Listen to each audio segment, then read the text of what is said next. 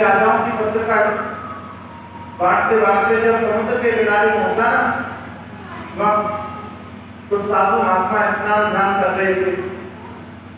तो वो आपस में बात कर रहे थे कि रावण के यहाँ सभी देवता प्रतिदिन हाजिरी लगाने के लिए जाते।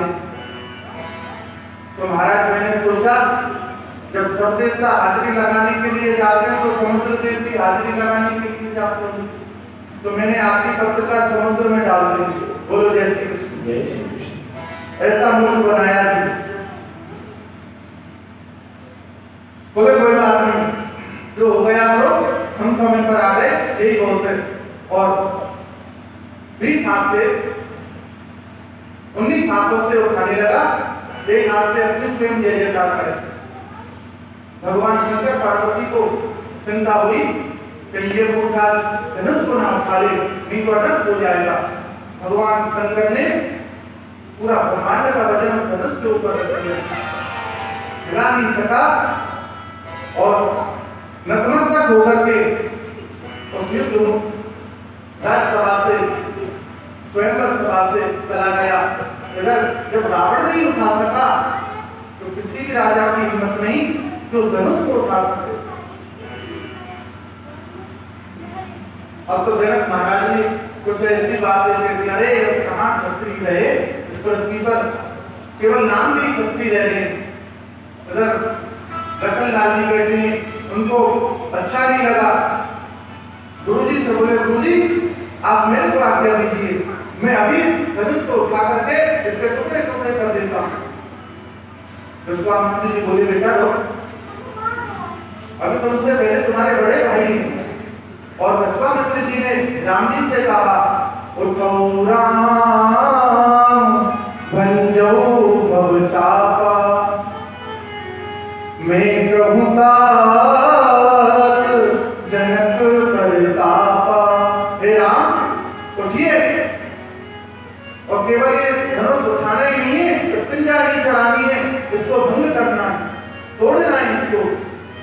गुरु जी की आज्ञा लेकर के रामचंद्र जी उठे, गुरु जी को प्रणाम किया, समस्त राजाओं को प्रणाम किया, महाराज जनक को प्रणाम किया, धनुष को प्रणाम किया।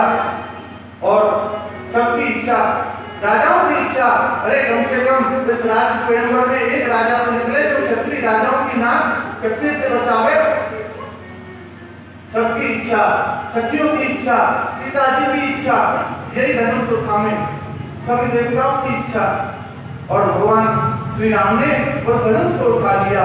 बोलो सियावर रामचंद्र की जय हो। और जो ही उस पर मृत्युंजय चढ़ाने लगे, धनुष बीच में से भंग हो गया। परशुराम जी आए,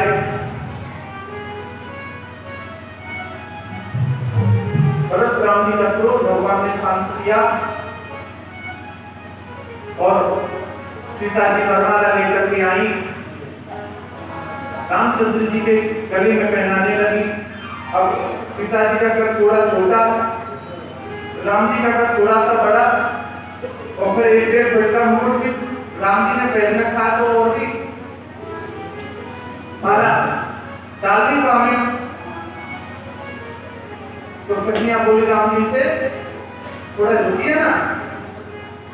राम जी बोले, हमने झुकना नहीं सीखा, हम क्षत्रिय हैं। अब जब तक माला नहीं पड़े तो आगे का काम कैसे हो। राम जी झुके नहीं, जब तक झुकेंगे नहीं तो माला नहीं पड़ेगी। अब क्या हुआ, सखियां लखनलाल जी के पास में गई, लक्ष्मण जी से बोली, देखो अगर आप अपने भैया को आज झुका दोगे ना तो ऐसी माला एक तुम्हारे लिए तैयार है। बोलो जय श्री कृष्ण। जय श्री कृष्ण। अर्थात हमारे यहाँ एक और पुत्री है, उर्मिला जिसका नाम,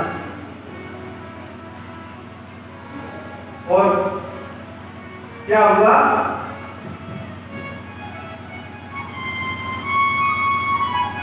व्यास महाराज की जय। क्या हुआ ही, बीच राज्यसभा में ही लखनलाल जी दौड़े और राम जी के चरणों में जाकर के साष्टांग प्रणाम की। एक तो ये कि पूरा झुक के प्रणाम करता है, एक ये धूप लगा करके प्रणाम करता है, एक ये साष्टांग जमीन में लेट करके प्रणाम करता है। तो हमारे सामने कोई जमीन में लेट करके ऐसे प्रणाम करेगा तो थोड़ा बहुत हमको भी झुकना पड़ेगा। अरे अरे भैया क्या करते हो?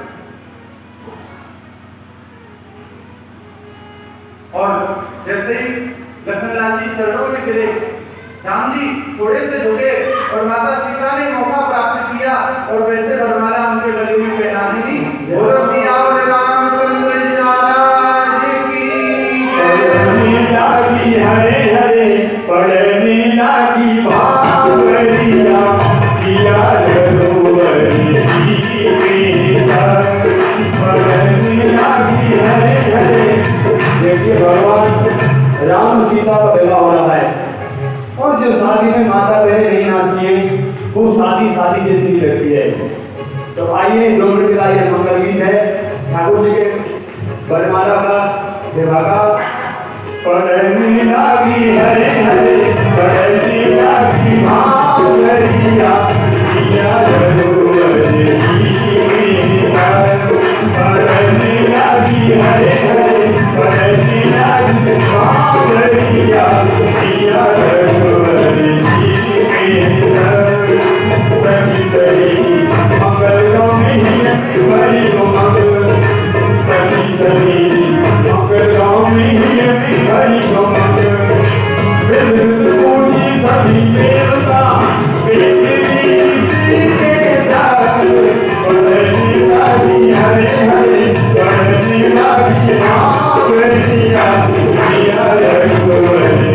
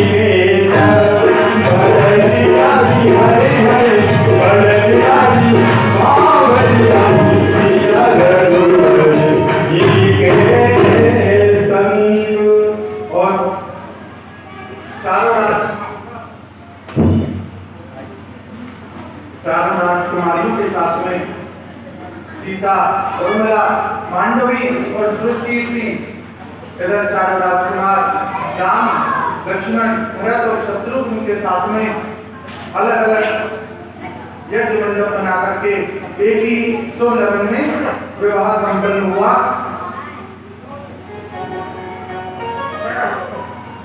इधर क्या हुआ, महाराज दशरथ के सफेद बाल आ गए। महाराज दशरथ ने सोचा अब राम को राजा बना देना चाहिए, क्योंकि प्रजा की भी यही इच्छा है कि राम राजा हो।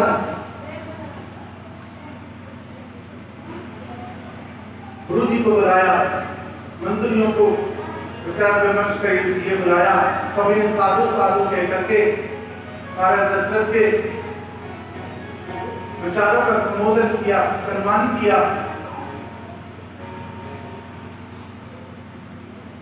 और उसी रात में विघ्नेश्वरी देवी ने अयोध्या में प्रवेश किया। मंदरा की बुद्धि में गाड़ दी, कैकेयी की बुद्धि को खराब कर दिया। और कैकेयी ने महाराज दशरथ के पास में रखे जो 2 वर थे, उन 2 वरों को मांगने को कहा। महाराज दशरथ बोले मांगो। रानी कैकेयी बोली मेरे भरत को राज्य और राम को 14 वर्ष का वनवास।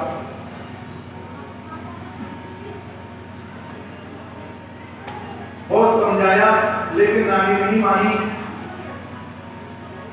तापस वेश विशेष उदासी और 14 वर्ष राम वनवास के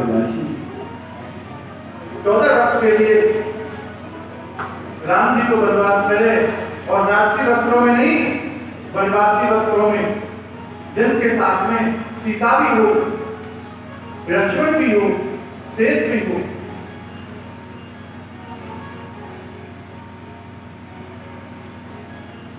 पिताजी माताजी को प्रणाम करके वनवास के लिए निकल गए। अनेक ऋषि मुनियों से भेंट की। भरद्वाज मुनि, बसरी प्रयागा, माता सबरी से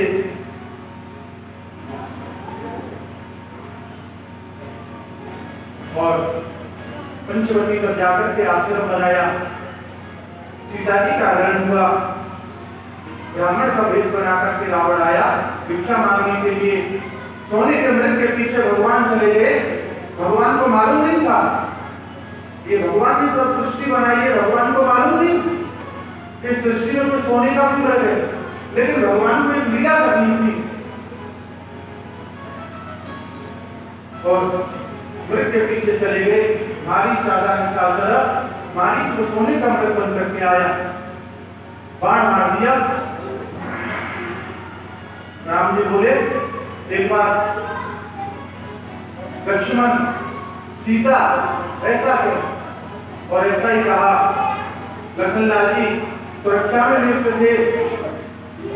सीता जी बोली ये तो तुम्हारे भाई की सी आवाज लग रही है, लक्ष्मण तुम जाओ, भाई तुम्हारे किसी विपत्ति में नहीं। लक्ष्मण रेखा खींच करके चले गए। पीछे से रावण आया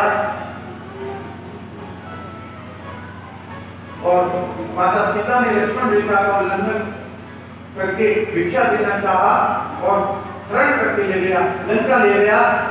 इधर ऋषिमुख पर्वत पर सुग्रीव से मैत्री की, बाली आदि का उद्धार किया।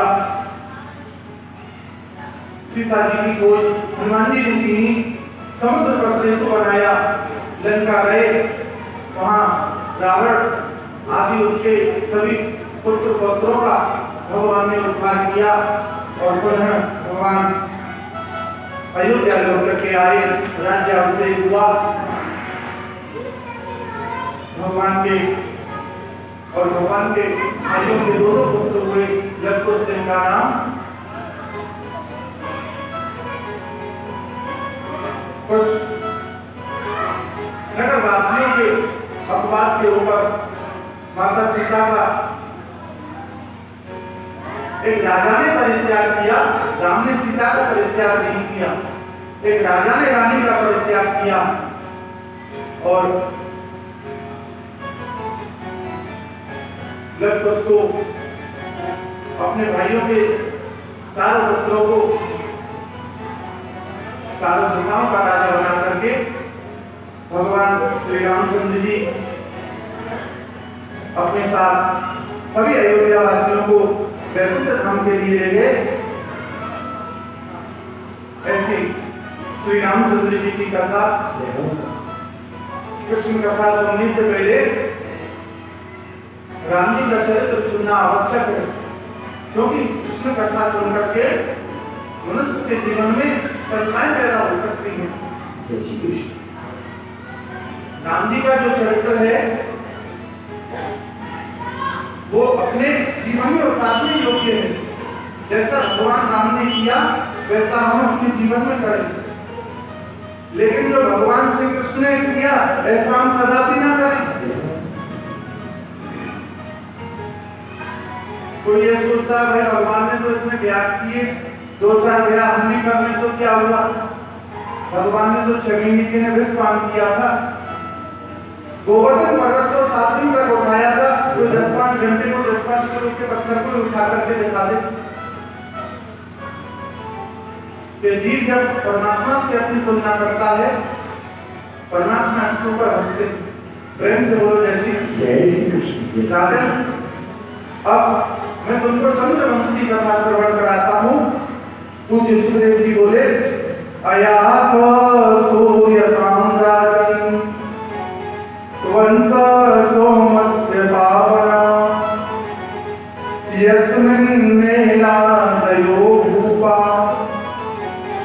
कीर्तन्ते पुण्य कीर्तया। भगवान नारायण की नाभि से कमल की उत्पत्ति हुई, उसके ऊपर विधाता ब्रह्मा जी का जन्म हुआ। उनके नेत्र से अत्रि ऋषि प्रकट हुए और अत्रि ऋषि से चंद्रमा, यहीं से चंद्रवंश प्रारंभ हुआ। और चंद्रमा बृहस्पति जी की पत्नी तारा को ले आए, उनसे जो पुत्र उत्पन्न हुआ उसका नाम बुध था। इन्हीं के वंश में आगे चल करके पुरूरवा आदि राजा हुए। पुरूरवा का विवाह उर्वशी के साथ में हुआ।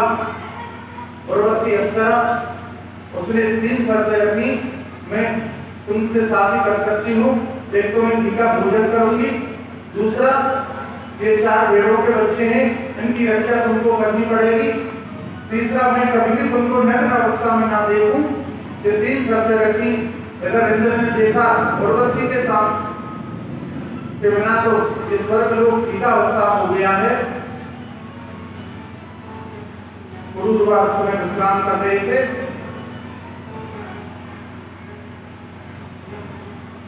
और बिजली चमकाई इंद्र ने। जैसे ही अवस्था में थे वैसे ही उन भेड़ों के बच्चों को बचाने के लिए, उनकी रक्षा करने के लिए दौड़े और उर्वशी ने उनको नग्न अवस्था में देख लिया, तभी छोड़ करके चली गई। दिन भर घूमते रहते। एक दिन उर्वशी मिली,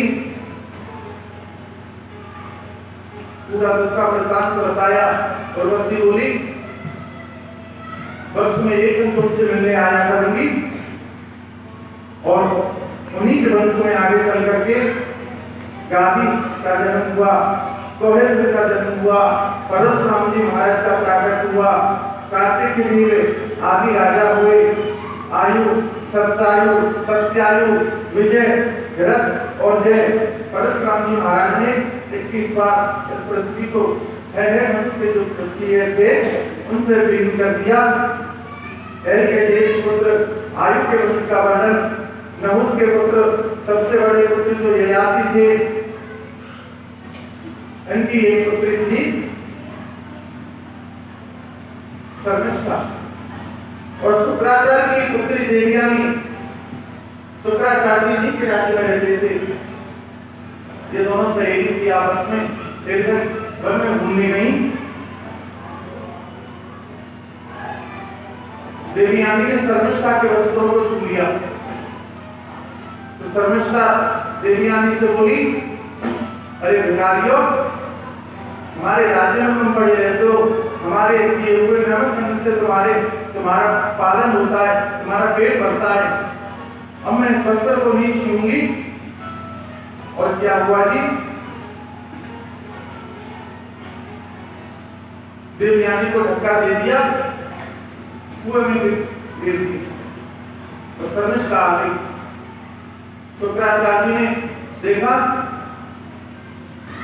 मेरी पुत्री लौट करके नहीं आई, इधर राजा ययाति निकल करके जा रहे थे रथ में, उन्होंने कुएं में से रोने की आवाज सुनी, देखा, हाथ पकड़ करके देवयानी को ऊपर किया।